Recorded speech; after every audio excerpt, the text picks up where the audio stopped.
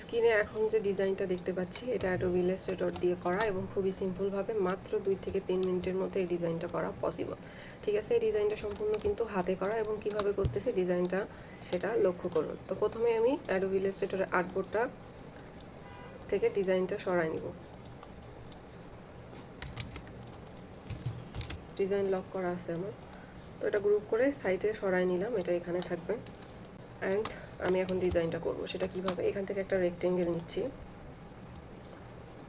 এখান থেকে একটা রেক্টেঙ্গেল নিলাম এবং এখানকার কালারটা চেঞ্জ করে দিচ্ছি, যেহেতু আমি এর আগে এই কালারের একটা ডিজাইন করছি, তো আমি এই কালারটা নিলাম। ওকে, আপনারা যে কোনো কালার নিতে পারেন। Control C control F press করলাম, তারপর এটাকে সমান দূরত্বে, সরি এটা এইভাবে করলে হবে না, এটা আমাদের রেক্টেঙ্গেল থেকেই নিতে হবে, না হলে সমান দূরত্বে এটা আসবে না। ওকে, তো এখানে এরকম করে দুইটা শেপ নিয়ে নিলাম এবং এখানে হরিজেন্টাল আর ভার্টিক্যালি অ্যালাইন করে দিলাম। দেওয়ার পর এখান থেকে আমি এখন যাব পাথ ফাইন্ডারে। তো পাথ ফাইন্ডার কোথায় পাবো, উইন্ডো মেনুতে গেলে পাথ ফাইন্ডার লেখা থাকবে, সেখান থেকে সেকেন্ড যে অপশনটা আছে মিনুস ফন্ট, এটাতে ক্লিক করব। করার পর আমার এখান থেকে মাঝখান থেকে কিন্তু একটা ফ্রেমের মতো ডিজাইন চলে আসবে। দেন আমি এটাকে ক্লিক করার পর ইফেক্টে যাব, যাওয়ার পর এখান থেকে স্টাইলিজে যাওয়ার পর ড্রপ শ্যাডোতে যাব। যাওয়ার পর এখান থেকে যে শ্যাডোগুলো আপনারা কম বেশি করতে চান তাহলে কম বেশি করে নেবেন। তো আমি যেরকম শ্যাডো এটাতে দিয়েছি এটাতেও দিব, তারপর ওকে করে দিলাম। ওকে, এখানে কিন্তু একটা শ্যাডো চলে আসছে। এরপর আমি এই ফুলগুলো কোথায় পাবো, তো এখান থেকে ফুলগুলো নিয়ে আসার জন্য কি করব, এখান থেকে উইন্ডো থেকে স্যাম্বলে যাব। স্যাম্বলে যাওয়ার পর এখান থেকে এইরকম একটা অপশন চলে আসবে। তারপর 3 ডটে ক্লিক করার পরে আমি কিন্তু এখানে ওপেন স্যাম্বল লাইব্রেরি দেখতে পাচ্ছি। তো এখানে ক্লিক করার পর এখানে দেখেন অনেকগুলো অপশন আছে, তার মধ্যে থেকে আমি ফ্লাওয়ার অপশনটাকে সিলেক্ট করে নিলাম। নেওয়ার পর এখানে বিভিন্ন ধরনের ফ্লাওয়ার আছে, তো আমি এখান থেকে কয়েকটা ফ্লাওয়ার এখানে নিয়ে আসবো। ওকে, তো এখান থেকে আমি এই ফ্লাওয়ারগুলো নিয়ে আসলাম, বেশ কয়েকটা ফ্লাওয়ার নিয়ে আসার পর এগুলোকে রিমুভ করে দিচ্ছি অ্যান্ড এটাকে একটু শিপ চেপে ধরে বড় করে নিলাম। ওকে, তারপর এটা এখানে দিয়ে দিলাম। অবশ্যই শিপ চেপে ধরে কাজটা করার চেষ্টা করতে হবে, না হলে রেজুলেশন নষ্ট হয়ে যাবে। তো তারপর এরকম করে সুন্দরভাবে কিন্তু ফ্লাওয়ারগুলো এখানে বসাই দিব, ইচ্ছা মতো বসাই দিব, আপনারা যেভাবে চান সেভাবে বসাই দিবেন, কোনো প্রবলেম নেই। তো একটু ছোট করে দিই। তো এই তো হয়ে গেছে। কন্ট্রোল সি দিয়ে এটাকে কপি করলাম, এটাতে অল্ট্রা কেন জানি কাজ করতেছে না, হয়তো বা এটাতে কাজ করবে না। তো কন্ট্রোল সি দিয়ে কপি করার পর এখানে কন্ট্রোল ভি প্রেস করলে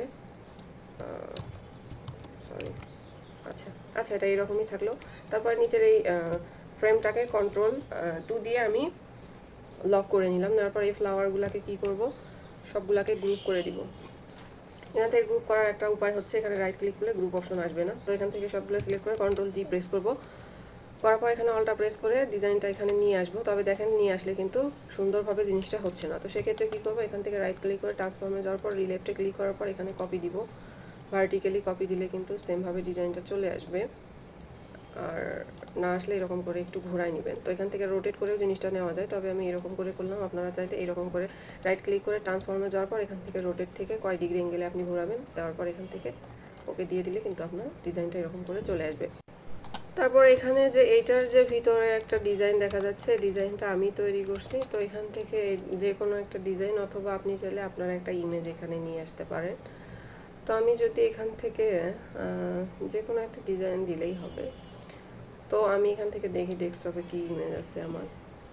তো ডেস্কটপে আমার তেমন কোনো ইমেজ নাই। তো আমি যদি একটা আমার কাজ ওখানে দিতে চাই তখন কি করব, তো এখান থেকে আমি যে কোনো একটা কাজ ওখানে দিয়ে দিব।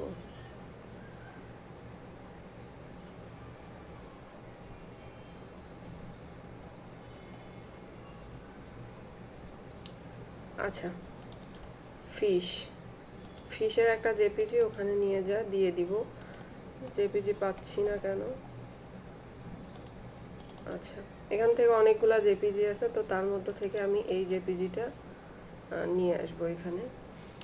তো এই যে জেপিজিটা ওপেন করলাম, তারপর এটাকে কন্ট্রোল সি দিয়ে কপি করে আমার এখানে নিয়ে আসলাম। নিয়ে আসার পর কন্ট্রোল ভি দিয়ে প্রেস করে অল্টার শিপ প্রেস করে ইমেজটাকে একটু ছোট করে নিচ্ছি। ঠিক আছে, মনে করেন যে এটা হচ্ছে থ্যাঙ্কস গিভিংয়ের একটা ফ্রেম।